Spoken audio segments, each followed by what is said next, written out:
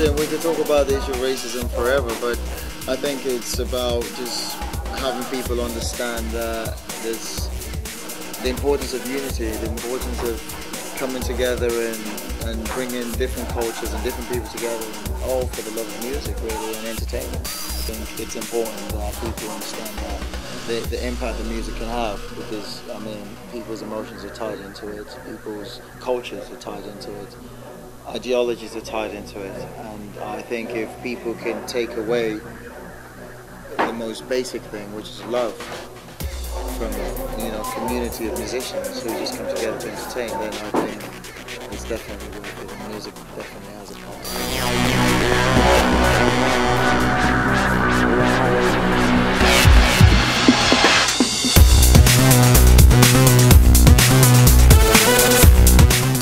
Don't typecast nobody, you know what I mean? Don't put nobody, you know what I mean? Don't put anybody in a box. Don't judge the book by its cover. You know, the silly thing is they say it's common sense, but common sense is not common. You know, like the great Fela Kuti used to say, common sense is not common. These things that we're talking about, prejudices and all that, it's common sense. We know it, we're aware of it, but people choose to go whichever way they go. So just say, don't typecast people, don't think you understand when you don't. Ask questions, learn. You know what I mean? Turn off your TV and read.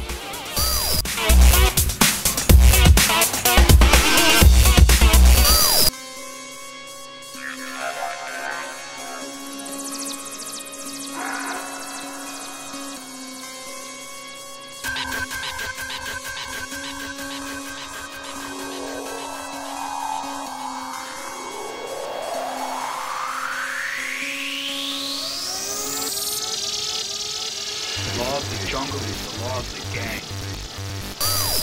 My name is Abdullah Hamza. I'm an English convert to Islam, a Sufi. My outfit, which is also my alias, which is Celt Islam, because I'm of Irish descent and I'm a Muslim. So, and my outfit is a kind of mixture of dub-driven dance music with many, how can I say, flavours, Arabic, Indian flavours, even Aboriginal, and we've started to incorporate a lot of stuff from like tuba and throat singing. So yeah, that's basically what I am and I do. Music is a universal language and it speaks to anybody. And this is the philosophy of one of the Sufi teachers I follow, Jalaluddin Rumi. He was the one that established the world in dervish order. And he used music and dance to break down these barriers. And his famous saying was, music begins where speech ends. Music is a universal language. It speaks to everybody and pierces the heart of everybody.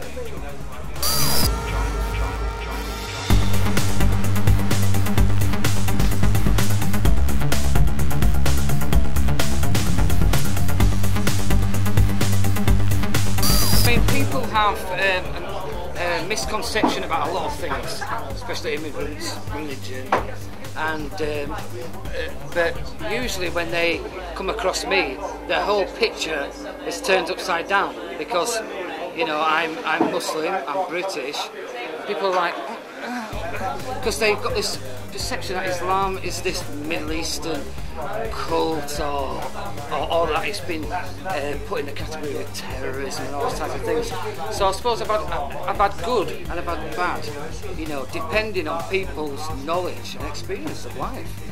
You know, I find that a lot of racists are purely just ignorant and uneducated. They just don't know. They've been fed, you know, state education, which is just to be a cog in the system. You know, so I'm about breaking that racist cog in the system and saying, hey, here you are. How much more cultural diverse can you get as a British person? Because I've still got my identity, but yet I've still got these flavours of multiculturalism. So that's, a lot of my family disowned me. A lot of my friends disowned me, but through the years they got to understand. My mother's also a convert as well, and so half my family are actually Muslim. But now everybody is like, wow, you're Muslim, cool. Well, since September 11th, things have changed. But people are not buying the crap no more. They're not buying the propaganda. They're not buying the Zionist-driven propaganda machine that's coming out of America and Israel. They're just finished with it. Everybody's now on the web and they can see it for themselves. So they know that Islam is not terrorism. It's nothing to do with terrorism. In fact, it's a new phenomenon to us as it is to anybody else. You know, the Quran is specific.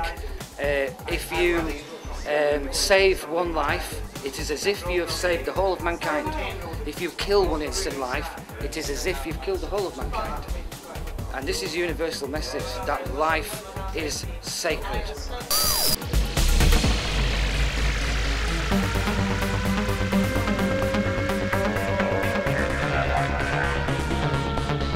The reality is that this country is multicultural. That's how it's going to be. And the ignorance comes where we have to open up to people. The Muslims, the Sikhs, the Hindus, the Jamaicans, whoever's coming in, the Poles. We have not to segregate ourselves, open ourselves to people to say, this is who we are, you're welcome. Because I found that in many communities who have come into this country, when I go to their little community and stuff, they welcome me in open arms. We should do the same for them.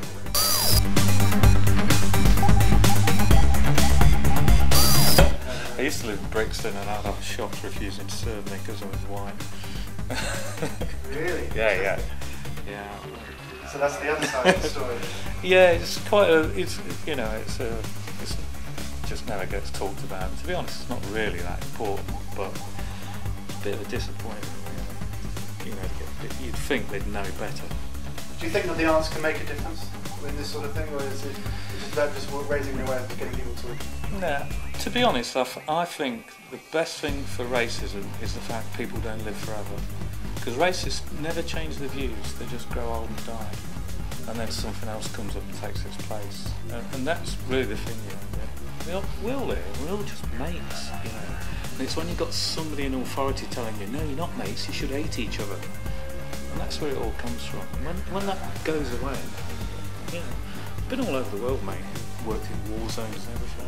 Almost everybody in the world's really boring, really ordinary. They just want to go to work, have kids, watch telly and enjoy themselves. It's all these people forcing them to hate each other that brings it around.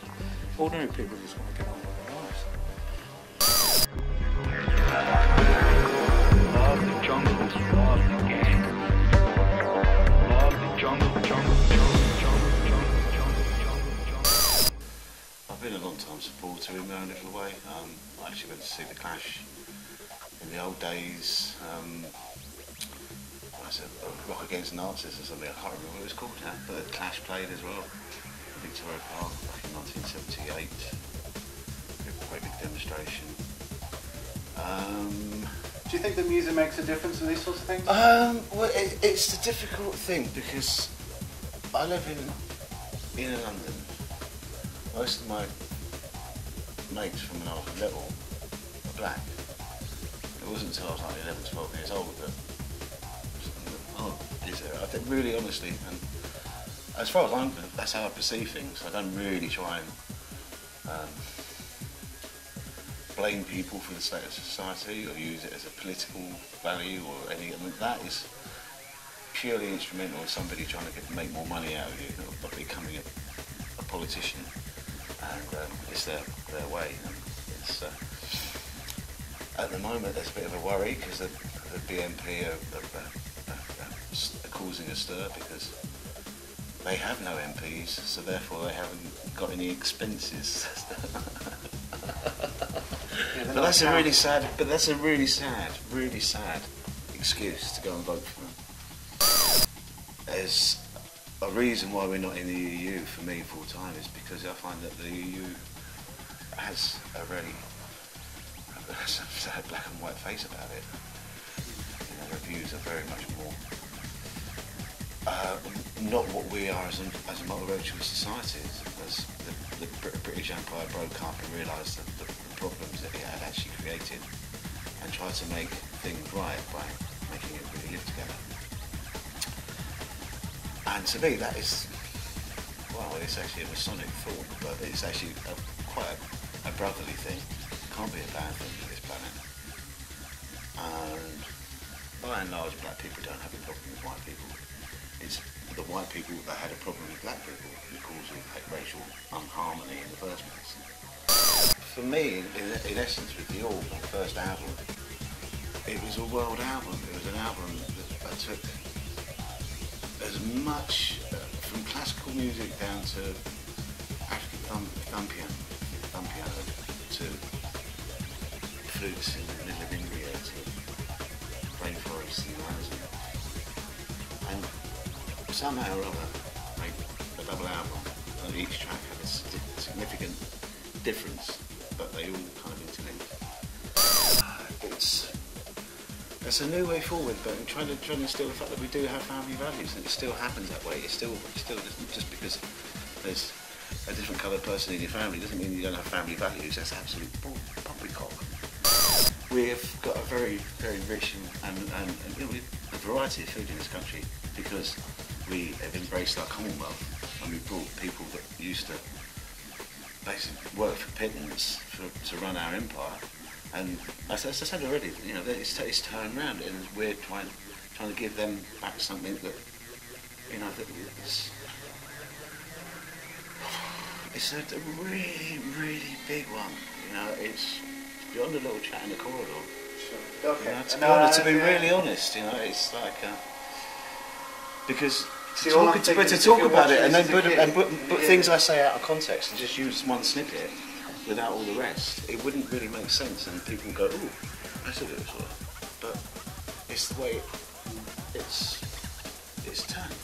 If it wasn't for Irish clubs in the 70s, Irish working men's clubs or youth clubs, I would never have got into reggae. There's another, you know, there's another, and I didn't even know. Oh, what's that? Just 108. Just down there playing chess, and little kids with black kids playing reggae, and I what's this then? Yeah, and so I don't drink very much. And again, I could talk about the alcohol, and that's all part of like the culture here, which induces negative feelings, negative attitudes, and bigoted ideas. And alcohol is like very and soul, brain.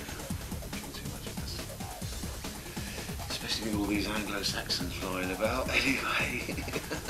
Let's not go there again. I'm going, well, you know, to know oneself, you've got to know your past.